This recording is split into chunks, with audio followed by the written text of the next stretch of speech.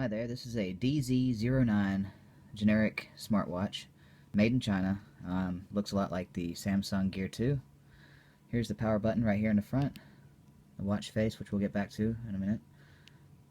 Above, right here, you'll see a 0.3 megapixel camera. It also does video.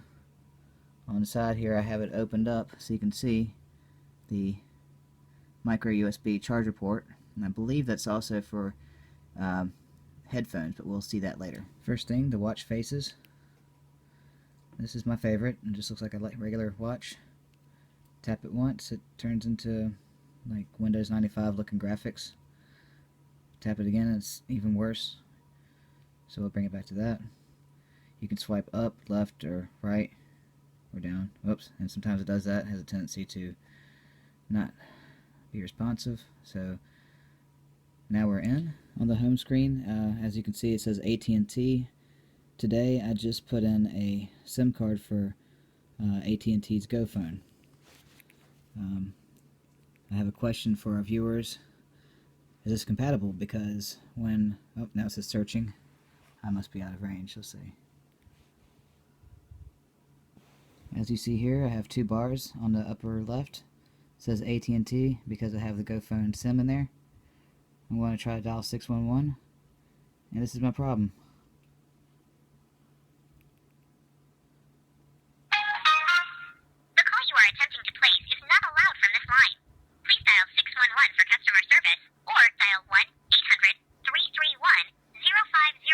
1-800-331-0500. So yeah, if someone can explain that, it would be really helpful. I noticed there's a lot of stuff about this phone watch online, tons of stuff, but no one addresses what carrier works for this. So that's my main question for people out there. Now to go over some of the other features it has. Here's a lot of stuff that you have to be connected to another phone for. The reason why I do not have this connected to another phone is because the barcode, which is right here, if you scan that, it will take you to a super sketchy third-party app. So I decided not to put that on any of my phones because I care about them. If I find some burner phone I can do that too, I may do it in the future and do an experiment and see how much personal information they try to take from me. Anyway, here you can go into settings. First you have phone settings. You get time and date. And get home city, time and date. You have to program it in 24-hour time for it to get the AM and PM right, because it does not have a spot to pick AM and PM. So let's go back. Format, you can change how it looks here. There's energy saver stuff there. Language, I've got English because that's what I speak. Widget Manager. Display. Alright, so it's showing all this stuff. These are stuff that we'll get to later. Widget order, I'm going to leave them the same. Shortcut Manager, I haven't checked that out yet. Okay, that's all. Other widgets. Display. Menu page transition. So let's try ball.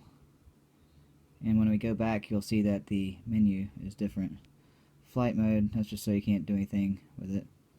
Miscellaneous settings, that's the backlight settings, so let's go back and see what it looks like now.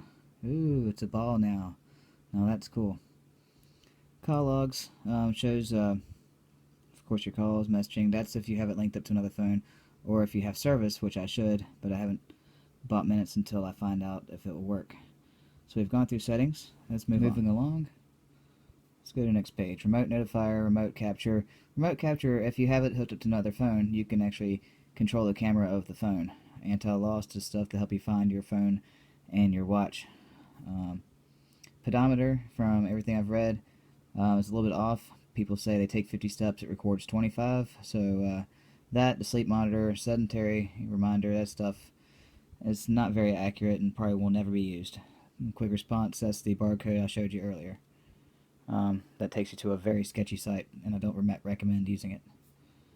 Smart search, something that doesn't work. It doesn't really work. Let's see.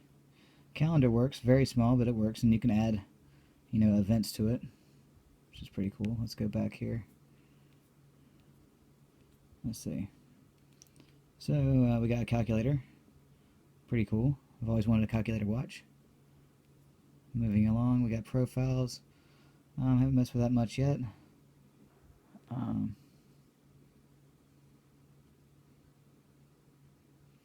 We'll get back to that later. Audio player. Basically, I have paired this up via Bluetooth. Oh yeah, if you swipe down, you can turn your Bluetooth on, mute it, put it in flight mode, adjust your brightness, notifications. That's when I have service. Files Manager, I don't have anything on there. Themes. Here's glaring. Ooh. Here's colorful. Here's classic. Wow. And harmonious, the one I had before. Alright, moving along from there. FM radio. I keep saying plug-in earphone. At the beginning of the video I showed you everything it has on the outside. It does not have an earphone jack.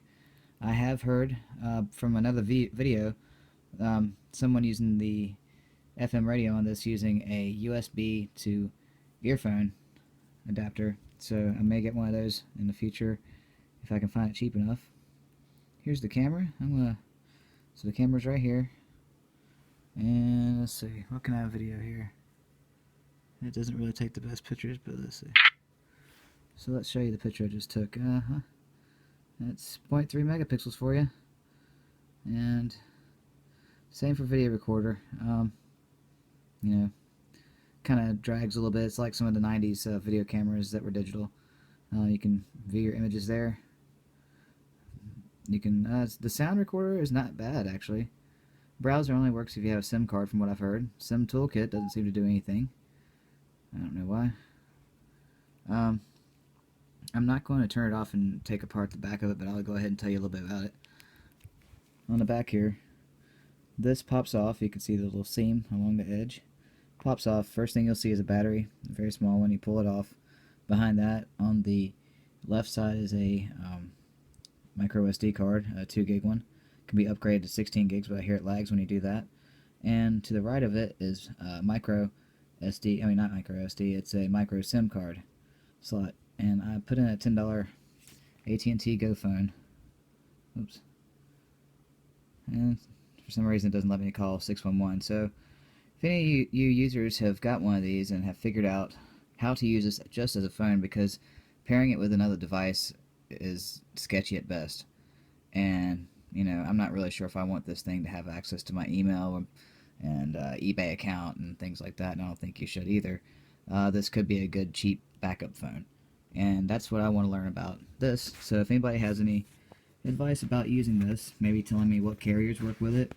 It is a GSM phone, so that's something to keep in mind. That's why I picked AT&T Go phone, because they are GSM, so is T-Mobile.